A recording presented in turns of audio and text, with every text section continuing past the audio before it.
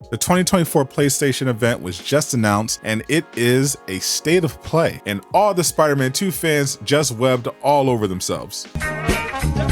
What did you do, Direct Nation? I'm back with Super News, bringing you the latest superhero news in 5 minutes or less, because I respect your time if you subscribe. So if this information was valuable, hit the like button so it will reach more people, but if it wasn't for you, change it to a dislike. For the second time since 2022, it looks like Sony will once again skip the biggest event in gaming since the death of E3. After months of speculation and reports from leakers, the big day is finally upon us. For a few important reasons, this could still be one of the most exciting state of plays in recent memory. But first, the official announcement. As is tradition, Sony dropped the news in a tweet, which was, of course, accompanied by a blog giving an overview of the event as well as what time the digital showcase will go live. Sony likes to keep the lineup of games for their events a surprise for the most part, but don't worry, I've got a list of some games you can expect to see revealed, and it's going to be pretty epic, and not just because they want to impress all the ponies out there. Sales data was revealed recently showing that even though Xbox has been getting stepped on like an Amaranth supporter when it comes to console sales, those impressive numbers still fail to top the PS4 as well as Sony's own projections, and will continue to trend downward due in part to a lack of major first-party releases. This was a complaint from fans at the last PlayStation showcase, and it is something Sony will look to address now that they revealed their new leadership to replace Jim Ryan. So the one game we are guaranteed to see is Concord, the next multiplayer live service offering from PlayStation. And if you're rolling your eyes, remember that fans weren't too impressed back when Sony showed off another multiplayer shooter by the name of Helldivers 2, and we know how that one turned out, so doubt at your own risk. Several remakes will also be looking to build hype with fans, including Metal Gear Solid Snake Eater. Remakes, for the most part, have done really well, so expect Sony to start pushing these heavily, starting with the showcase. Bungie, of course, will need to make an appearance to justify Sony's large investment. Not only is the final shape coming, but Bungie also has a new IP called Marathon that they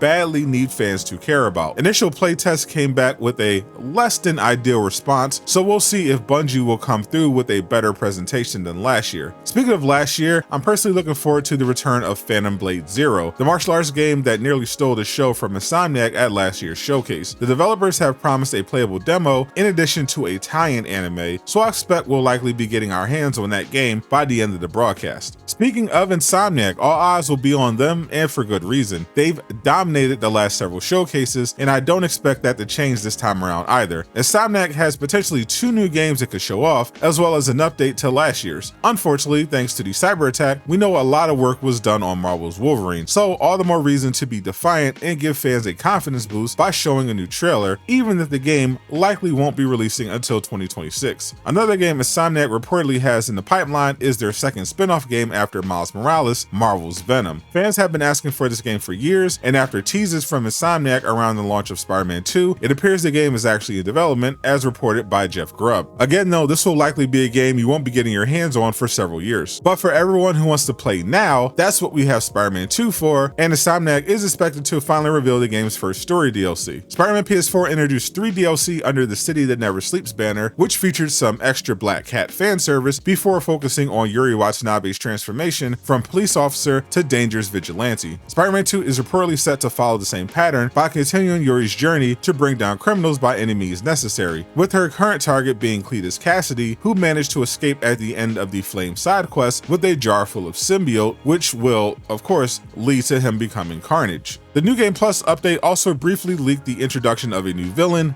Beetle, and that will likely be the DLC coming before Carnage. Several other plans for Spider-Man 2 were revealed in the hack, in addition to the canceled multiplayer game, The Great Web, and I would rather that be a surprise, especially if Insomniac has made some changes. The one surprise I'm definitely expecting though is Ghost of Tsushima 2. My favorite game of all time just launched its highly anticipated PC port, and it's only fitting for Sucker Punch to reveal the sequel that we know they are definitely working on. With the next Last of Us game likely not releasing until the PS6, Sony needs another first-party studio to help sell consoles besides Insomniac, and Sucker Punch is perfect for the job. But realistically, it's all about the superhero games. They've been moving a lot of PlayStations, and fortunately for us fans, there are an insane amount releasing this year and in the future. Click the video on screen to learn more.